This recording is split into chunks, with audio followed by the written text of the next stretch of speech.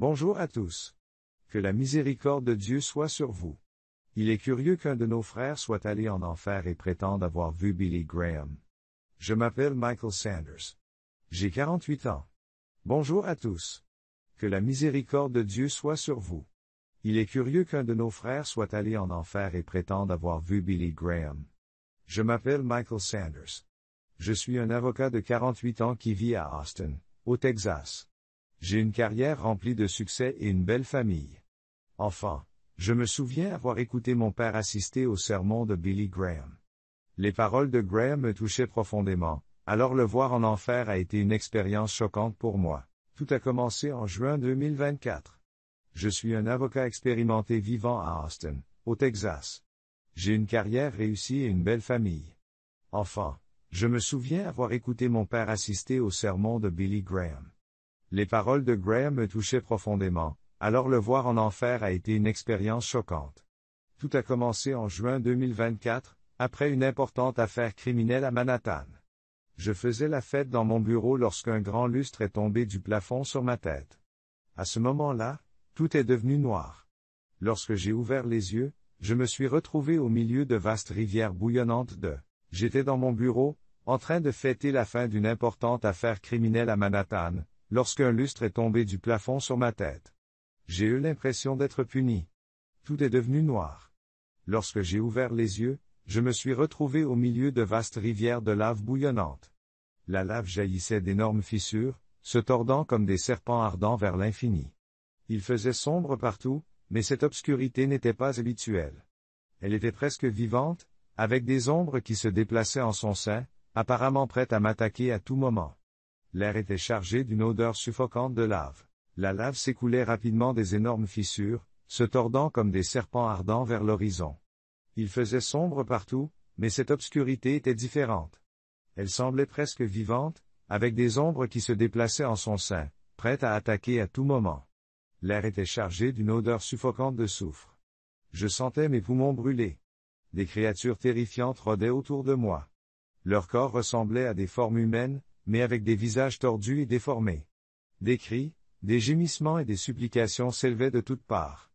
De longs êtres aux dents acérées attaquaient les condamnés, les entraînant dans la lave. Le ciel était invisible. Le soufre était si épais que je sentais mes poumons brûler. Des créatures terrifiantes erraient autour de leur corps, ressemblant à des formes humaines mais avec des visages tordus et déformés. Des cris, des gémissements et des supplications s'élevaient de toutes parts. De longs êtres aux dents acérées attaquaient les condamnés, les entraînant dans la lave. Le ciel était invisible, seuls des nuages noirs tourbillonnaient en permanence, et à chaque orage, le tonnerre grondait et des éclairs lumineux illuminaient les profondeurs de l'enfer. Le sol tremblait comme s'il était vivant, essayant de m'engloutir dans la lave sous mes pieds alors que j'essayais de marcher dans ce paysage épouvantable. Une plateforme est apparue devant moi. C'était une structure ressemblant à une chaire, s'élevant parmi les nuages noirs. En m'approchant, j'ai remarqué que quelqu'un parlait sur la plateforme. La voix ressemblait à l'écho d'un sermon, mais quelque chose n'allait pas. Les mots étaient déformés, comme si leur sens avait été effacé. J'ai écouté plus attentivement. J'ai reconnu le ton. Ma peur grandit. Le personnage en chair était Billy Graham, l'homme que des millions de personnes dans le monde entier écoutaient avec respect. À présent, il semblait perdu dans les ténèbres. En m'approchant de l'estrade, j'ai d'abord entendu le son de la voix en écho, comme un rugissement. J'ai reconnu la voix. C'était Billy Graham. L'homme que des millions de personnes dans le monde entier écoutaient avec respect. À présent, il semblait perdu dans l'obscurité. En m'approchant de la chair, j'ai d'abord entendu l'écho de la voix. On aurait dit un rugissement. Au début, je n'arrivais pas à comprendre. Était-ce un terrible grognement ou un profond gémissement? Puis j'ai réalisé qu'il s'agissait d'un discours. À ce moment-là, je me suis figé. Cette voix était pleine de colère et de désespoir. Pourtant, elle me semblait familière. Je l'avais entendue d'innombrables fois auparavant. C'était comme un sermon qui se fondait dans l'obscurité. C'était un cheval. J'ai entendu une voix, gutturale et en écho, mais j'ai reconnu le ton sous-jacent. C'était Billy Graham. Je me suis approché de la chaire. Mon cœur battait la chamade. Cette personne, c'était Billy Graham, qui avait prêché à des millions de personnes dans le monde entier d'une voix paisible et forte. Mais ici, dans le... J'ai entendu la voix gutturale qui résonnait dans l'obscurité. Je me suis approché. Une grande chair sombre se dressait devant moi, sur laquelle se tenait une silhouette. C'était Billy Graham. Il a prêché à des millions de personnes dans le monde entier d'une voix paisible et forte. Ici, dans cette obscurité infernale, il n'y avait aucune trace de son charismatique prédicateur. Au lieu de cela, se tenait un homme englouti dans le désespoir. Sa présence était brisée. La voix de Billy Graham semblait piégée dans une chambre réverbérante. Ses discours se dispersent dans le vide. Dans ce royaume infernal, il n'y avait aucune trace du prédicateur charismatique. Au lieu de cela, il y avait un homme englouti dans le désespoir et la détresse. Sa voix était emprisonnée dans une chambre réverbérante, et ses discours se dispersaient dans le vide, incapables d'atteindre les créatures infernales. Son visage était pâle et ses yeux se perdaient dans les ténèbres. Il prêchait sur l'estrade, mais ce qu'il disait n'avait aucun sens. Ses paroles étaient tordues et fausses. Le charisme et la puissance dont il faisait preuve lorsqu'il répandait la parole de Dieu à des millions de personnes sur terre avaient disparu. Ici, dans ce royaume infernal, il n'était rien de plus qu'un homme. Les créatures infernales semblent l'écouter, puis éclatent d'un rire moqueur. Les succès mondains de Graham et son influence sur des millions de personnes n'étaient ici qu'une coquille vide. Cette image me rappelait à quel point il était aimé et honoré dans le monde. Cependant, il est maintenant puni pour son arrogance. Il a recherché l'approbation du monde tout en prêchant la vérité de Dieu, en recherchant l'amour et l'approbation des gens, et il a fait taire la vérité en enfer. Chaque mot a été entendu, mais aucun n'a atteint la vérité. En observant les rires moqueurs et les regards vides de Graham, je n'arrivais pas à donner un sens à cette scène horrible. Comment un homme qui a fortifié la foi pouvait-il être si peu méritant? La voix a retenti, il a échoué, comme nous tous. Comment quelqu'un comme Billy Graham peut-il être considéré comme un raté? Je n'arrivais pas à comprendre. Cet homme avait renforcé la foi de millions de personnes et répandu la parole de Dieu auprès de vastes audiences sur terre. Comment pouvait-il être condamné à un tel supplice? Soudain, une voix a émergé des ténèbres. Une autre âme, toute proche, s'est mise à parler comme si elle pouvait lire dans mes pensées. Tu te demandes pourquoi il est ici, n'est-ce pas? Dit une voix douce, en écho. J'étais certain que la voix de l'homme qui s'adressait aux masses sur terre le condamnait maintenant à un tel supplice. J'ai regardé autour de moi, mais je n'ai pas vu la source de la voix. La voix résonna à nouveau. Il n'est pas ce qu'il semble être. Il a échoué comme nous. Ces mots m'ont encore plus troublé. Comment quelqu'un pouvait-il qualifier un homme comme Billy Graham de raté? J'ai immédiatement regardé autour de moi, mais je ne voyais pas la source de la voix. Alors que j'essayais d'identifier une silhouette dans les profondeurs de l'obscurité, la voix a de nouveau résonné. La voix a dit, « Il n'est pas ce qu'il semble être. Il a échoué comme nous. » Ces mots m'ont encore plus troublé. Comment quelqu'un pouvait-il décrire un homme comme Billy Graham comme ayant échoué? Alors que je m'apprêtais à poser cette question, l'Esprit a continué à parler. Il était aimé par des millions de personnes dans le monde. La voix murmurait pendant qu'il répandait la parole de Dieu.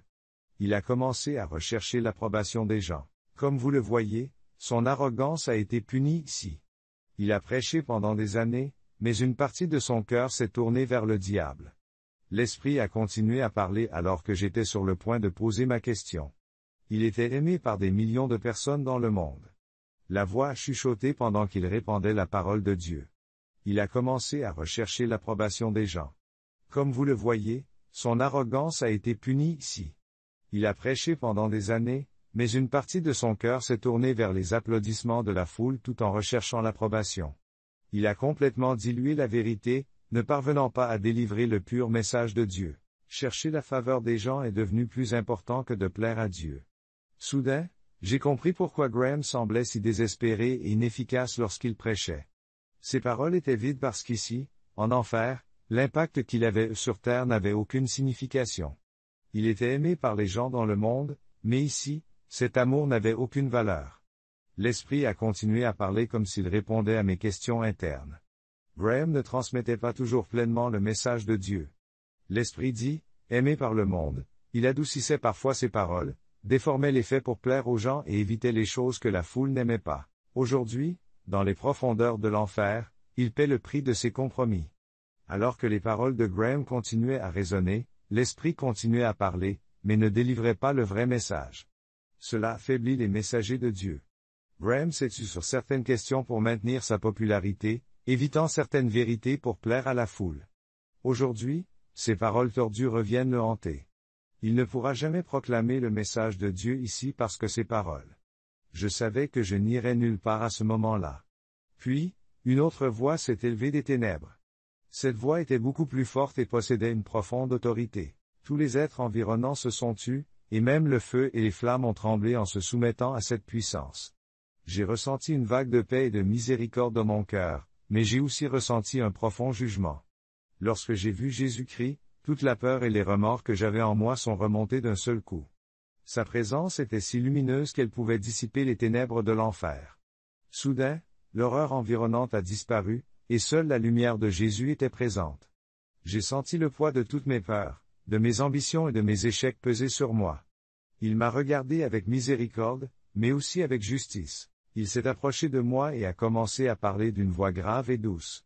Michael, s'il dit. Sa voix résonnait d'une puissance qui pénétrait mon âme. Comme Graham, tu as poursuivi le succès et l'ambition dans le monde. Tu as mis de côté la famille, l'amour et Dieu dans ton cœur pour vivre pour la gloire et le pouvoir du monde. Tout comme les autres âmes que vous voyez ici, vous vous êtes égarés sur les mauvais chemins. Votre carrière et vos succès vous ont aveuglé. Vous avez négligé votre cœur. La famille. Lorsque ton âme était affamée, tu ne pensais qu'à gagner plus et à acquérir plus de pouvoir. Les paroles de Jésus ont été comme un réveil pour moi à ce moment-là. Je me suis souvenu que, dans ma vie, j'étais constamment à la recherche de l'ambition. Chaque fois que je remportais une victoire, j'en voulais encore plus. Chaque affaire gagnée, chaque somme d'argent gagnée me rendait plus ambitieux. Cependant, cette ambition avait laissé de côté ma famille, mes enfants et ma foi en Dieu. Tandis que Jésus me regardait avec une profonde compréhension, j'ai ressenti plus clairement le vide qui régnait en moi. Vos succès, a dit Jésus, ne peuvent pas vous sauver. Être approuvé par les gens, être. Les applaudissements et la célébrité sont des choses mondaines qui n'ont aucun sens ici, dans les profondeurs de l'enfer. Lorsque votre cœur s'éloigne du véritable message de Dieu, votre âme tombe dans les ténèbres. Comme Graham, vous vous tournez vers les gens et l'approbation du monde. Mais rappelez-vous, rien de ce que vous obtenez dans le monde ne peut être comparé au salut offert par Jésus. J'ai gagné la célébrité et les applaudissements, mais ils ne signifient rien ici, dans les profondeurs de l'enfer. Lorsque votre cœur s'éloigne du message de Dieu, votre âme tombe dans les ténèbres. Comme Graham, vous vous tournez vers les gens et l'approbation du monde, mais rappelez-vous, rien de ce que vous obtenez dans le monde ne peut vous conduire au salut. Les paroles de Jésus ont atteint les parties les plus profondes de mon âme. Il ne me rappelait pas seulement que j'étais un avocat ou un homme prospère. Il me rappelait qui j'étais, à quel point j'étais incomplet en tant que personne. Il m'a montré comment je négligeais mes enfants, comment je ne passais pas assez de temps avec ma famille, et les paroles de Jésus ont fait mouche. Il ne me rappelait pas seulement que j'étais un avocat ou un homme prospère. Il me rappelait qui j'étais, à quel point il me manquait quelque chose en tant que personne. Il m'a montré comment je négligeais mes enfants, comment je ne passais pas assez de temps avec ma famille et comment je m'éloignais même du chemin de Dieu. La célébrité et l'argent m'avaient élevé dans le monde, mais à ce moment-là, j'ai réalisé que ce chemin menait à des ténèbres sans fin. Jésus a posé sa main sur mon épaule. Ce contact m'a procuré un profond sentiment de soulagement. Cependant, ce soulagement s'accompagnait d'une responsabilité. Il me donnait une nouvelle chance, mais cette chance exigeait un grand sacrifice de ma part. Michael, Jésus poursuit, tu as utilisé les dons que Dieu t'a donnés à des fins mondaines. Tu as négligé ta famille, tes proches, ceux qui t'aiment. Mais maintenant, tu vois la vérité au-dessus de tout. Tu dois accepter la volonté de Dieu et marcher sur son chemin. Rien au monde ne peut être comparé à cela. Jésus m'a regardé dans les yeux et j'ai vu la profonde compréhension dans ses yeux. Toute ma vie a été mise à nu. J'ai alors réalisé à quel point tout ce que je faisais dans le monde était insignifiant. Chaque affaire, chaque succès commercial, chaque prix-monnaie, tout cela n'était que des plaisirs temporaires. Jésus m'a montré comment je vivais ma vie et m'a offert une issue. La Bible dit que Jésus a expliqué comment la richesse et la célébrité peuvent affecter l'âme d'une personne. À quoi sert-il de gagner le monde entier tout en perdant son âme? Matthieu 16. Comme beaucoup d'autres, tu as été séduit par les choses temporaires que le monde offre. Mais maintenant, tu as l'occasion de voir la vérité. Cet enfer n'est peut-être pas la fin qui t'attend, mais cela dépend du chemin que tu choisis. Les paroles de Jésus ont pénétré mon âme. Ce fut un réveil pour moi. Je me suis rendu compte que j'avais mis ma famille, mes enfants et ma foi en Dieu au second plan. J'avais tout dépensé pour le succès, l'argent et la célébrité. Cependant, Jésus m'offrait une dernière chance. Michael, reviens et marche dans la voie de Dieu. Jésus m'a dit, prends soin de ta famille. Donne-leur de l'amour. Ne laisse pas l'argent et la célébrité te consumer.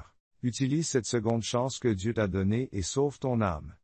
Lorsque j'ai ouvert les yeux, j'étais allongé dans une chambre d'hôpital froide. J'avais du mal à respirer, comme si j'avais encore l'odeur suffocante du soufre de l'enfer dans mes poumons. Mon cœur battait la chamade. La raison de ces palpitations n'était pas seulement le choc d'avoir été ramené de la mort. Je ressentais une profonde inquiétude et un poids dans mon âme. Ce que je vivais était-il réel ou n'était-ce qu'un rêve? Mais je savais que ce n'était pas possible et que j'avais vécu l'expérience la plus réelle de ma vie. J'ai regardé autour de moi. Ma famille était à mes côtés. Leur visage exprimait à la fois la peur et le soulagement. Je leur ai tenu la main. Mes yeux se sont remplis de larmes. J'ai éprouvé de profonds remords et j'ai pris conscience de la situation. Je savais que Jésus m'avait clairement transmis son message. Dieu m'a montré qu'aucun des succès, de la célébrité ou de la richesse matérielle que j'avais acquis dans le monde n'était vraiment important. Il m'a renvoyé pour que je retrouve ma famille, mes enfants et le vrai sens de ma vie. L'amour de Dieu m'a sauvé. Ma femme s'est enquise de l'incident et je suis resté silencieux pendant un moment, réfléchissant à ma réponse. Comment pouvais-je exprimer ce que j'avais enduré? J'ai inspiré profondément, j'ai rassemblé mes forces et j'ai parlé. J'étais au bord de la mort. J'ai vu le vrai visage de mes ambitions et de mes réalisations mondaines. Tous les procès que j'avais gagnés, l'argent que j'avais gagné, la célébrité que j'avais acquise, tout cela n'avait aucun sens à ce moment-là. Dieu m'a donné une leçon, je dois réévaluer ma vie pour vraiment prendre soin de mes proches et de mon âme. Ma famille m'a regardé avec. Leur étonnement était évident. J'avais envie de partager tout ce dont j'avais été témoin, mais pour l'instant, ils avaient suffisamment compris. J'ai pris une autre grande respiration, sentant la paix et la conscience en moi. Ce n'était pas seulement mon histoire, c'était une leçon pour nous tous. Je ne ressentais plus le besoin de me prouver à qui que ce soit. J'étais revenu à ma famille, à mes proches et à Dieu. J'ai compris que la plus grande victoire à remporter dans ce monde est de marcher sur le chemin de Dieu et d'établir un lien réel avec les personnes que nous aimons. Quelques semaines plus tard, je suis sorti de l'hôpital. Pendant ces jours, j'étais déterminé à partager mon expérience. Je me sentais responsable de partager cette expérience avec le monde. Je voulais transmettre un message pour que les gens ne fassent pas les mêmes erreurs et découvrent le sens de leur vie. Aujourd'hui encore, je ressens le poids de cette expérience, mais je sais que je dois la partager avec vous. Je veux vous transmettre un message, peu importe votre réussite, la quantité d'argent que vous gagnez ou la reconnaissance que vous avez dans le monde, en fin de compte, cela ne veut rien dire. Ce qui compte vraiment, c'est votre connexion à Dieu et à vos proches. Reliez votre cœur à Dieu et à vos proches. Ne cours pas après la gloire et l'argent en négligeant ton âme. Tu te perdras dans un vide profond. J'ai fait cette erreur. Dieu m'a donné une seconde chance, mais cette chance n'est pas donnée à tout le monde. Découvre ce qui est vraiment important dans ta vie. Le travail, l'argent et le succès sont nécessaires, mais ne laisse pas ton âme souffrir de la faim. Passez du temps avec votre famille et vos proches. Suivez le chemin que Dieu a préparé pour vous. Jésus m'a donné une seconde chance. J'ai la possibilité de reconstruire ma vie et de corriger mes erreurs. Vous aussi, vous pouvez prendre ce message à cœur. Réévaluez votre vie. Acceptez l'amour que Dieu vous offre. Rappelez-vous que ce qui compte, ce n'est pas la réussite, mais la proximité avec Dieu et avec vos proches. Merci d'avoir regardé cette vidéo. Si, comme moi, tu te trouves à la croisée des chemins, si tu ressens le besoin de remettre ta vie en question, accepte cela comme un signe. Dieu vous guide toujours, mais c'est à vous de trouver ce chemin. Partagez ce message. Sachez que vous n'êtes pas seul sur ce chemin.